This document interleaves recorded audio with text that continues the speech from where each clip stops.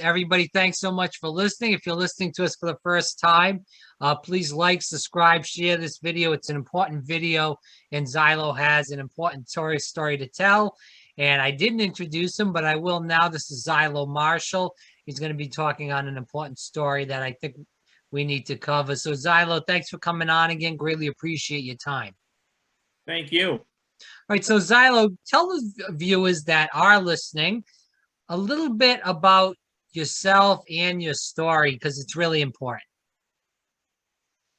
Okay, well, disabilities. That's one thing many people don't understand.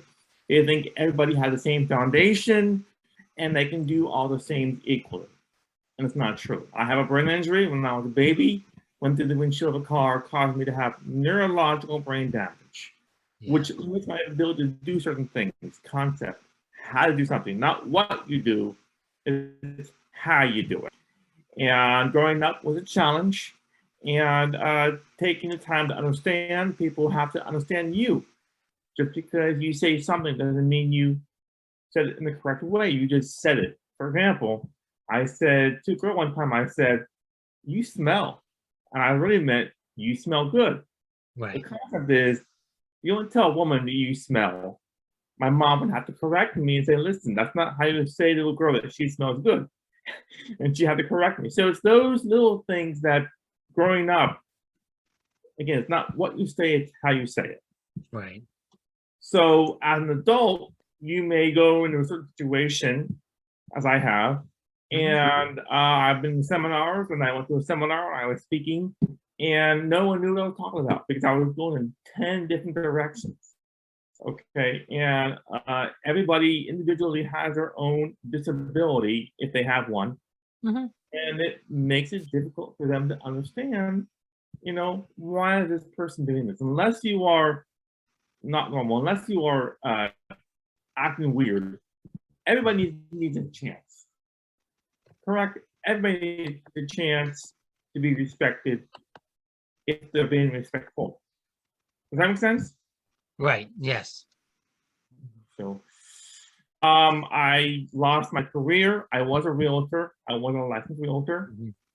I was the only realtor in the country that listed and sold property without the use of a car. So with that said, I lost that career on the basis of fraud and corruption, okay, against me. So those who are not disabled think they can do what they want to do to take advantage of somebody else, which brought me back to where I was. I was working hard on getting off of SSI. As of right now, all of you guys that are watching me, you guys are paying for me to do nothing. And it's not a career I want to do. It's just sit there and watch TV having you guys pay for me. So you got to give people with a disability, you have to give people with a disability a chance if they want to try to do something, a little help here and there. So go a little deeper into your story, because I know there was a lot of fraud and abuse against you. I want you to tell the audience that story. It's extremely important. Okay. I was very close to my grandmother and my grandfather. Okay. Right. They were very close to me. I was close to them. My mother was murdered when I was 14. My mom's gone. My dad's a drug dealer. Okay. My grandparents were very close to me. I was very close to them. They, my aunt, my mother's sister, took advantage of my disability and did fraud and corruption, $89 million in fraud, did not pay taxes, and filed taxes in the false partnership for my grandfather. So she has $40 to $50 million of unclaimed assets. Only claimed $6 million and doesn't inherit her own nephew. Okay, so she used her own power to forge documents, create false partnerships, wire fraud, forgery, embezzlement. Okay, these different crimes she can do against her own father and against her own nephew, who, out of all people in the world, tried to become somebody successful like you are. Okay, as of right now, I can sit down on my butt and watch TV for the rest of my life. I could do that. That's not something I want to do. Okay. But in 2005, I became a licensed realtor. With the help of somebody else, I became a licensed realtor. No mom, no dad, grandparents are there for me. Okay. 2010, gone. Okay. But it's how you react to that. Okay. As you can see, I'm not this erratic person as defined by other people, but I was taken advantage of because of my disability. Okay. And it's been difficult to do that. I have a child, take care of him, but there's more to life than to have you guys pay for me to watch TV and eat. There's a lot more out there in life than just to live on the system and have them pay for you to do whatever you want to do, which is not productive at all, in my opinion. Does that make sense? Is that clear, or am I? Yes, yeah, and you're fine. If you could just extend a little deeper on that. So obviously she was doing all these mean and evil things toward you, and she made you lose your career where you were really crushing it and doing extremely well. So let's go from there. So yeah, go ahead. Okay, so I sold over $1 million in real estate. For the 5 years I sold over $1 million. Okay, I was working on code violation properties. Those are properties that are unlisted but have violations that the city has red tagged for whatever reason. Okay, you have a nice house, but the porch is all messed up. So because of that porch, it's in violation. Okay, not for sale. No one wants it, not for sale. But because of the violation, I would say, hey, listen, do you want to sell your house? Okay, because they don't want to deal with fixing the porch. They don't have that money for that. My objective, I still have a co-violation business plan that I was using to make properties available. I was working on what I did originally. There were 5 categories. There was those arrested. Do they want to sell? There are those that were going to divorce. Do they want to sell? There are those, and again, that went way into people's privacy. They're going to jail doesn't mean they want to sell the property. It's just they're going to jail. That's that. So I backed away from invading people's privacy to just code violations, which has nothing to do with arrest, drugs, death, whatever. It's got to do with the property itself. So, have a property with all the details, when what the violations are, what letters. A lot of times the letters are sent out to that address and then returned back, because the people who have a code violation, they don't live there. They haven't lived there in years for whatever reason, and so they can't get a. So my objective was to find out where this owner is, and if it was a John Smith, it'd be very, very difficult. Okay, but if it was a other name and all that, then I'll be able to find them and find out if they want to sell their property. And as of right now, there's over 1,000 properties in Sacramento that have code violations. Over 1,000 properties. So I was going above and beyond what most disabled people do. Right. Get a job at Walmart, come home, and watch TV. I don't want to put them down, okay? Yeah. But if you want to become big, you got to earn your way up there. But if you're being taken down, what do? Okay? So my objective is to speak, okay? Since I lost my career in real estate, okay, I got no problem speaking in front of 1,000 people. If someone wants me to talk to them about disability, or about challenges, or about what African Americans, females, disabled people have because of who they are. Okay, because you're African American, because you're disabled, because you're female, you're not good enough. There's this stigma on people because of who they are, which is wrong. Okay, and I am in that category of having a disability. You can't see it.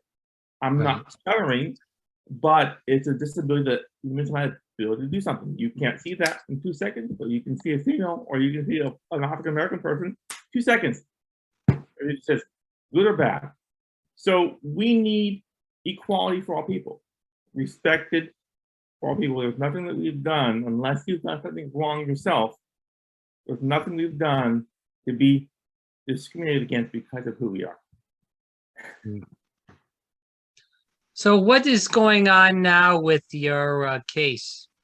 Well, I lost the case, okay, and I'm trying to get there's a building in New York, and there's a building in Florida that my aunt purchased before the lawsuit, before the probate case was closed. There is a building that she purchased before the end of the lawsuit, which means she had $50 to $80 million of hidden assets outside the estate, which she didn't pay tax on. My objective is to get that building and prosecute my aunt, okay? Because I was named in the will, and if my name was not in a will at all, period, there's nothing I can do. But my name was in there, and I was gradually disinherited on the basis of financial exploitation, fraud, and corruption. Okay, so you have this case in Florida, and now how is that going? I don't have an attorney. I need money. Okay. Oh, okay. Okay. I spoke to an attorney. He said, I can help you with your case, but I need a retainer of $25,000. Oh, wow. And then if I can give him the information he needs, then I have a third-party bank that once they see the evidence, then they'll say, hey, we will help you pay for this lawsuit. So it'll be a petitioner, a bank helping the petitioner. Okay. So if the evidence proved to be valid, they'll pay for the $100,000 legal fees for whatever. Okay. But I got to pay somebody something so that they can see what's going on. They don't want to waste their time on something that would not give me. And I don't want to spend the rest of my life just doing nothing. It's the most immediate thing in my life. Just sit around and do nothing. So you have to take care of your son, and you're getting the SSI to help you take care of yourself and your son. And now you're married, right? No, it's just a girlfriend. Okay. But yeah, I mean, I'm basically living. Okay, and it's not something I wanted to do. Correct. Yes. Okay. Okay. So you're coming on here obviously to tell your story, and you want people to find out more about you and your story and try to help you with the lawyer issue then, correct? It could be helping with a lawyer issue. Maybe they don't want to deal with that. All they want to do is hear about me and disabilities. That's fine. I'm not looking for an attorney.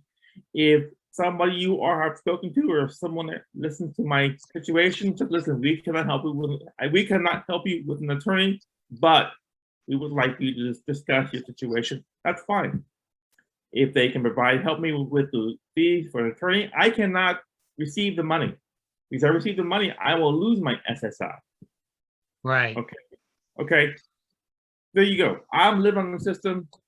You're making money, and it's not good, because here I am trying to become a professional like anybody else is.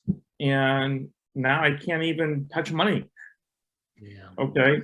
Because the law is, if you have money, you don't tell us, we're gonna throw you in jail because you lied to the government. Okay. So with the attorney, and if I can get this building in Miami, okay, and have my aunt prosecuted, I don't have to worry about my limits. I go and do what I want. Yeah. So how is the search going? How is how are other people helping out? Are you getting a lot of media? How's all this going? Well, I'm not getting any help yet. Okay. I have a YouTube video. I have a Facebook page. Okay. But beyond that, I have not had anybody say, hey, listen, what do you need and what can we do?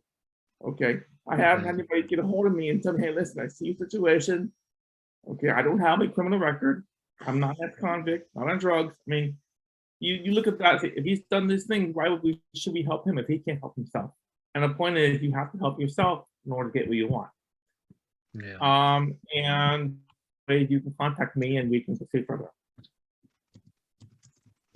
I'm just typing out the number for the radio station, but we will end it there. Again, Xylo Marshall here on Fire Breathing Rob. Definitely contact ZYLOMARSHALL on Facebook. Definitely check him out. You can email him xylomarshall@gmail.com.